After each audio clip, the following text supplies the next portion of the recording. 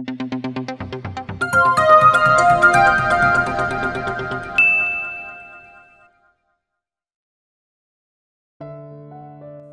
my gosh! My demon! Bulong ni Bea kay Bella nang makita si Harry na kagad bumaba sa four-wheel drive noon. Bella! Ani yun sa kanya kaya halos mapairap siya. What na naman ba? I thought you were intelligent. Abogado ka diba? Why does a simple leave me alone seem so hard for you to understand? She asked with so much irritation. I am not easy to accept defeat, Bella. Matalim ang mga matang sabi nito sa kanya. Pulang mga pisngi dahil sa inis sa kanya. Oh, she smirked. Sorry then, you lose now. Ano bang gusto mo para mapatunayan ko sa iyong sarili ko? Kasal? Pakakasalan kita kung yan ang gusto mo. Ngayon pa talaga, attorney? Hindi napigil na sagot ni Bea. Matapos mong mambabae, agad na lumipad ang mga mata ni Harry sa kaibigan niya. I am not talking to you. You're not supposed to talk when you're not being asked. Wala tayo sa courtroom, Harry. Besides, hindi ako interesado sa kasal na inaalok mo. Aniya sa mapang-uyam na paraan. It's not because she wants him to feel hurt for what he had done to her, but it's all because she doesn't want this man in her life anymore. Sukang-suka na talaga siya dito. Ano pa bang gusto mo, Bella? Piko na tanong ni Harry sa kanya. She want a Turkish. Mataray na palatak ni Monay. Bumalik ka na lang kapag Turkish ka na. Nagtawanan pang mga ito kaya lalong nainis si Harry. Ipinahihiya mo ko sa kanila, Bella? Masakit ba, Harry? She asked. Kamustahin mo naman ako nung ginagaw mo ko. Hindi mo nga ako kinamusta, sinampal mo pa. How about I file a case against you for that, ha? That's why I am here. Irap ni Angie rito. Para ano, sampalin siya ulit? Never again. Our friend deserves someone better than a lousy lawyer like you, Harry. Someone who will not hurt her and will never slap her, idiot. At sino pinagmamalaki niyo, ha? Bigla si Bella nitong hinaklit. Kaya nagpumiglas siya. Ako pinagmamalaki nila. Ani Darius na sumulpot mula sa may likod ng van sa pagitan nun at ng forward. Masama ng tingin nito sa kamay ni Harry na nakahawak sa kanya. Nanlaki ang mga mata ng mga kaibigan niya at nakatanga sa bagong dating na binata. Here's the fake hasyendero. Ngisi ni Harry habang papalapit si Darius. Walang imik ang isa kaya ninervyos na ang dalaga. This is not good. Kaya mo gustong-gustong mapalapit sa yung girlfriend ko para tuloy nang mapa sa yung Di Guzman. Si Bellang nahihiya sa mga lumalabas sa bibig ng kanyang ex-boyfriend. Bigla na lang sinuntok ni Darius si Harry kaya napatili na naman siya. Agad siyang nabitawan ng lalaki kaya kagad naman siyang hinila ni Darius. Sapo naman ni Harry ang bibig na nagdurugo. Step out of my parking lot or else you'll regret it. Marina banta ni Darius at nagmamadaling tumalikod ang abogado. May banta ang mga mata pero hindi naman makalaban. Darius gently grabbed her arm and checked it. Wala itong imik, hindi tulad ng mga kaibigan niyang kulang na lang ay pumitik-pitik dahil kinikilig. I wasn't hurt. Tumango ito tapos ay tinignan siya sa mata. My friends nga pala. She smiled and looked at her friends. Tumingin din si Darius sa mga yun at sabay-sabay naman na bumati mga dito. Ang dami nila, hindi ko na ipapakilala isa-isa. Group hug na lang, ani Zia, saka pinagkumpulan namang ito si Darius. At siya ay hindi isinama. Ang gagaling, kung kalbuhin niya kaya isa-isa mga to. We all know you na, naikwento ka na ni Bella sa amin. Bea said with a giggle. Naningkit ang mga mata ni Bella sa simpleng paraan pero walang pumapansin sa kanya. Knowing these people, they will say what they want to say. Hindi na siya nagtataka dahil mas botong mga ito kay Darius kaysa sa kung kaninong lalaki pa man. Siya na ang matagal na kasama nito sa mansyon ay ngayon lang niya ito nagustuhan. Ano kayang naibigan ng mga kaibigan niya rito? Kasungitan? Well, he really has an intriguing personality because he's too quiet and narrow. Nang matapos ang kalokohang ginagawa ng mga kaklase ni Bella ay sa pilitan niya sinakay mga ito sa van. Ang damot naman ito sa mapapangasawa niya, reklamo pa ni Jonas sa kanya. Sasakay ba kayo o iiwan ko kayo dito? It's getting hot and we must go home now, she scolded. Oo na po madam, ana mga nito sa kanya kaya lihim siyang natatawa. Darius shut the door of the van and faced her. Gaano nakatagal na nang bubisit si Harry? Tanong ni Darius sa kanya. Hindi pa gaanong matagal, my friends were here naman and they fought him too. So they don't like him? Duh! Halos maparolyo siya ng mga mata. They never like him. Bakit nandito ka? Akala ko ba nasa factory ka? I was. Papunta ako kay Attorney Fulgar para ipaayos ang pipirmahan ni Balbon. Kasal pala sila ni Mama. Hindi na si Bella nagulat doon dahil sa tagal ng panahon na nagsama ang dalawa, baka naisip na rin talaga na magpakasal na. You think wala naman magiging problema? Wala naman siguro, babayaran ko silang 100,000. Lang! Doon si Bella mas nagulat. Bakit naman nandito ang ibibigay ni Darius? Sapat na yun sa kanila. Kay Balbon lang naman yun. Wala naman silang nagawa sa amin. Si Mama naman ang nagpapakain sa akin noon dahil nagtatrabaho pa rin siya sa club kahit na magkasama na sila. Hindi ako maglulustay ng pera para sa mga walang kwentang tao, Bella. Anito kaya tumango siya. Hindi naman ito nanghihinayang, alam niya, kahit kailan ay hindi naman naging kuripot si Darius sa mga tao sa Di Guzman. Yun ang kwento ni Mang Kiko sa kanya. Pero baka talagang nakikita ni Darius ni 100,000 lang ang halaga ng nagawa ni Balbon para sa ina nito. Sa bagay, ano ba naman ang ambag ng lalaki yun sa buhay ni Darius? Black eye lang naman, sipa at suntok. Kahit hindi ito direktang nagkwento sa kanya, alam ni Bella na sobrang sakit ng inabot ni Darius. Hindi ito basta sasama sa mommy niya, kung hindi ito hirap talaga sa buhay noon. And she feels so glad that he did. What? Ano bang pinagsasabi niya? Hay nako Bella, dinay ka pa ng nararamdaman mo. Talaga namang naisip niya mabuting sumama ito dahil kung hindi virgin pa rin siya hanggang ngayon. Crazy, you have a point. Baka kung ako yun, hindi ko bigyan kahit 5 kundaling. Naman yan ay kinatawa na ni Darius. Why, totoo naman.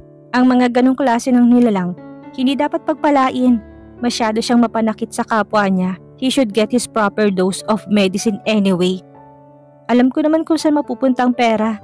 Tingnan natin. What if maubos, then pupunta na naman sa sayo? Bigyan mo na kaya ng mas malaki. What do you think? And say that they should be lost forever na? Like how much? He asked her. 500k to start anew. Patanong din na sagot niya at medyo natahimik to. Kapag kuha nito manguto. Okay. Umuwi na kayo. Kapag nagutom kayo at wala pa ako, kumain na kayo. Nagpakating na ako ng baka sa iba pang pwedeng katayin. May manok pero hindi naman ikaw pwedeng kumain nun. Yes, my skin will turn into chicken skin. Makati yun. Ani ang napangiti pero ibang ngiti ni Darius sa kanya. Lalo nang hawakan siya nito sa bewang at marahan siyang kinabig. Akong kakamot. Bella managed to say despite the heating of her cheeks. Ang mga salita ni Darius na malaswa, sa pandinig niya ay parang kakaiba kagad ang dalas sa kanya. Ibang kakamutin mo, naman niya at hindi niya yung sinadya. Napamura si Darius sa kanapabuntong hininga. Umuwi ka na bago ka samain dito. Parang napilitan si Darius na bumitaw sa kanya, kaya lihim niyang nakagat ang labi. Bakit parang gusto niyang samain siya? Buwisit na talaga. Para na siyang tanga. Naglakad ito papunta sa kotse niya at pinagbukas siya ng pinto. Nakatanga pa rin si Bella dito hanggang sa arkuhan siya nito ng mga kilay. Masyado na siyang pahalata sa mga nararamdaman niya. Everything suddenly changed because of what happened. Sinong driver ng van? Darius asked her so she blinked. Sila lang, wala silang kasama. Tulad ka rin pala nila, malakas ang loob. Ikaw na sobrahan dahil kahit halos ilipat ka na ng bagyo, talagang bumiyahe ka pa. Natawa si Bella. She was so carried away by her heartbreak but not anymore. Hindi kaya inisip ni Darius na ginagawa lang niya ito panakip kay Harry dahil wala pang 1 buwan silang break ng lalaki na yun. Kahit ang tampo ni Bella sa ama niya ay para bang nakalimutan na niya. Darius always makes her feel that her father was a good man. Well, sinundo mo naman ako. Matapang ka rin. Sabi mo umpisahan ko na maglakad. Hindi mo naman pala kayang panindigan ng salita mo. Natawa si Darius sa sinabi niya saka napailing. May ilan akong binabali kapag ikaw ang involved. Sumakay siya sa kotse at tinangalang binatang nakatingin sa kanya. And why is that? Kasi matari ka, talo mo ko. He said and she was so disappointed. Nakakainis. Yun lang, hindi ba nito sasabihin na mahal siya? Mag-ingat ka sa pagdadrive pa uwi. Tumango si Bella tinunang paningin sa windshield. Ikaw din. Tamad na sagot niya dito at sa kanya binuhay ang makina ng sasakyan. Takot ako sa'yo kasi mahal kita, sabi na ni Darius kay nakagat ni Bella ang dila niya. Kinilig siya at hindi siya makatingin dito. Magtatampo pa. Dugtong pa ni Darius at bago pa siya makasagot ay isinara na nitong pintuan at tinapik ang salamin ng pinto niya. Naglakad ito papunta sa may kalsada at pinatigil ang mga sasakyang dumadaan para makalabas na siya. Nakatingin si Bella dito habang pinapaandar ang kotse niya. Eyes on the road, sweetheart. Seryosong sabi ni Darius sa kanya nang yumuko ito sa bukas na bintana ng kanyang pintuan at tinalikan siya sa noo. Leche talaga. Sobra na ang pagpapahiya niya sa kanyang sarili. Halatang halata na siya na may gusto rin siya dito. Hindi na rin siya nakahuma dahil umalis na ito, tinanaw na lang siya. Kasunod naman niyang van na lumarga at pilit niyang inaalis ang mga mata sa side mirror bago pa siya mabangga dahil sa kakatunganga niya kay Darius. With his lawyer, Darius went to the site to pay his stepfather that he must give Balbon $500,000 to really shut that man out of his mother's life. Kaharap ni Darius ngayon ang mag-aama sa pribadong opisina ng kanyang engineer. Nakaupo siya sa swivel chair at handa na magsalita na mag-ring ang kanyang smartphone. Si Bella, agad na lumambot ang ekspresyon ni Darius pagkakita sa pangalan ng dalaga. Walang pag-aalinlangan na sinagot niya to. Darius, she spoke. Bakit?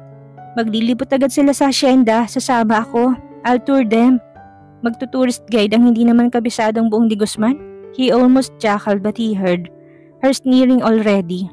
Alam ko no, I can always ask for directions. Haller ka dyan. Magpasama kayo sa isa sa mga katulong o sa mga hardinero. Baka mapunta kayo sa lugar na may mga lasinggero. Kahit na ikaw may-ari ng buong asyenda, hindi ka nila kilala dahil matagal kang nagtampo. Darius? Galit na sabi ni Bella sa biro niya kaya natawa na talaga siya. Magsama kayo ng chaperon. Si Tonyo na lang isama niyo kasi yun ang madalas kong kasama kapag naglilibot ako. I think you're scaring me with those lasengos so I can't go. Darius chuckled.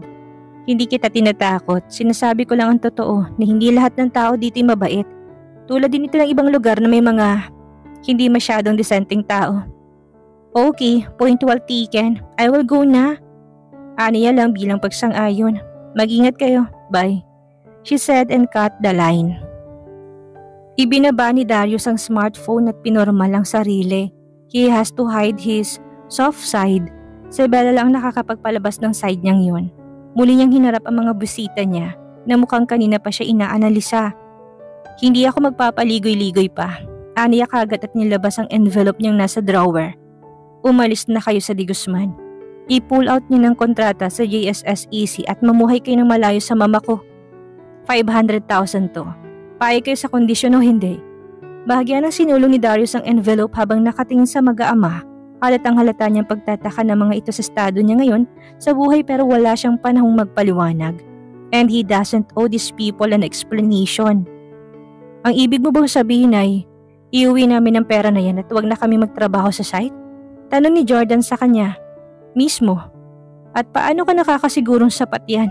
Tanong naman ni Boknoy. Bakit? Milyon bang kalidad nyo? He asked as an insult.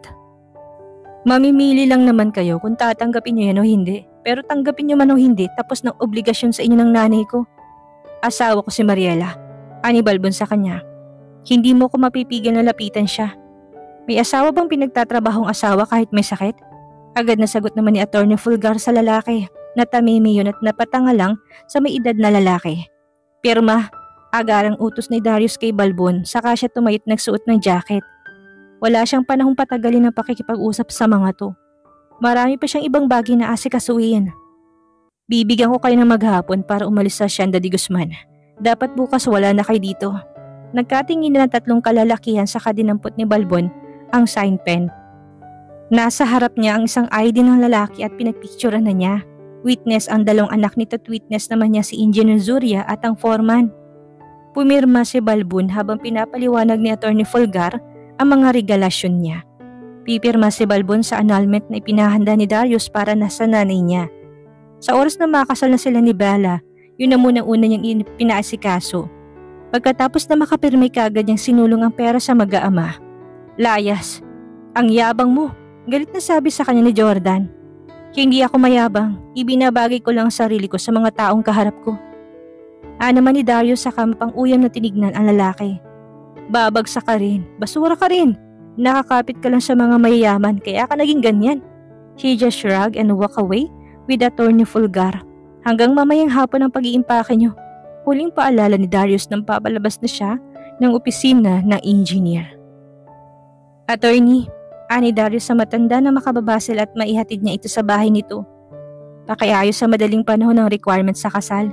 Gusto ko ng mabilisan na transaksyon. Bayaran mo na ng malaki para 1 o 2 araw ay tapos kaagad ang pagkuha ng papeles. Agad ito napakunot noo. Magpapakasal na kayo ng anak ni Mr. Trinidad? Si Bella.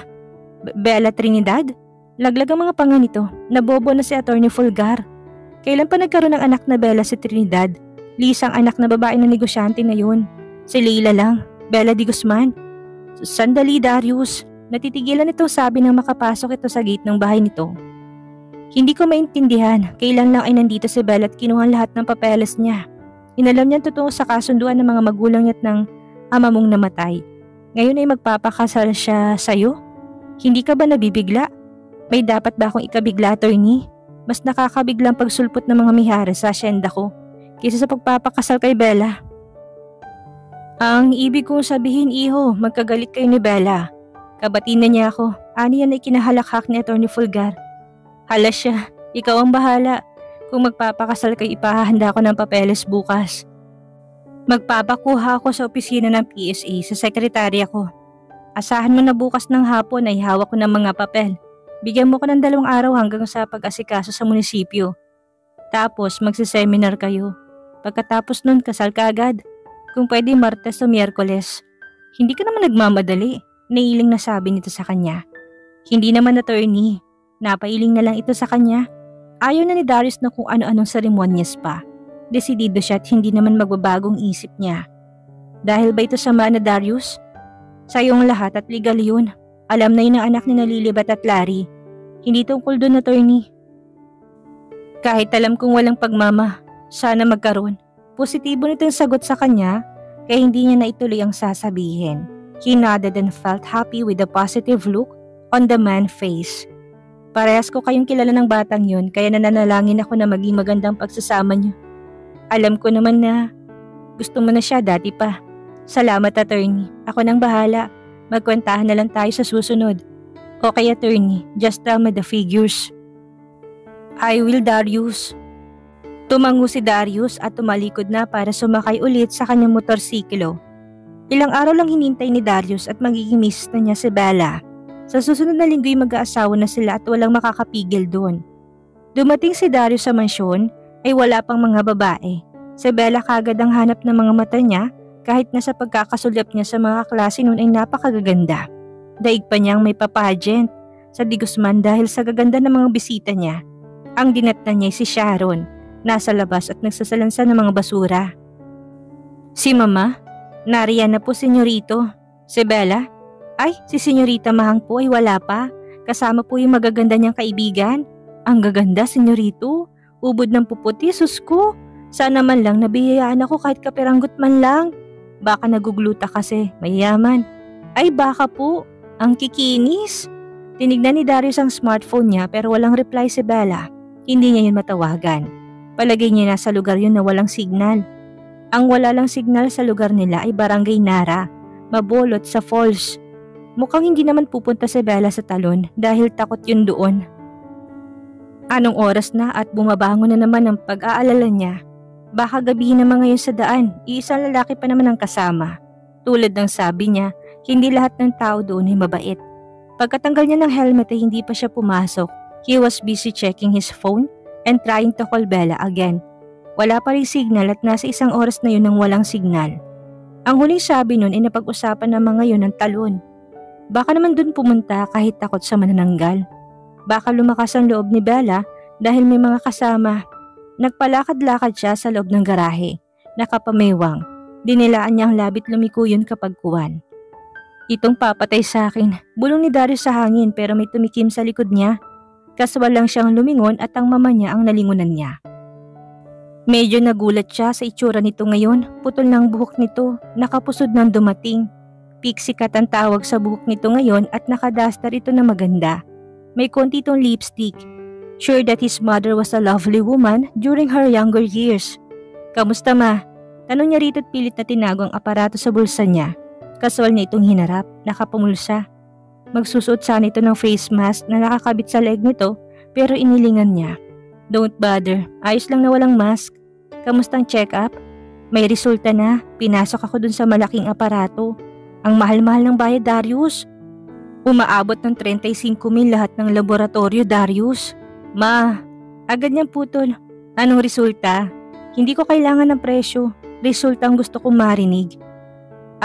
Iisang buong taon na akong iinom ng gamot kasi pangatlong beses ko na raw na binalikan ng sakit ko.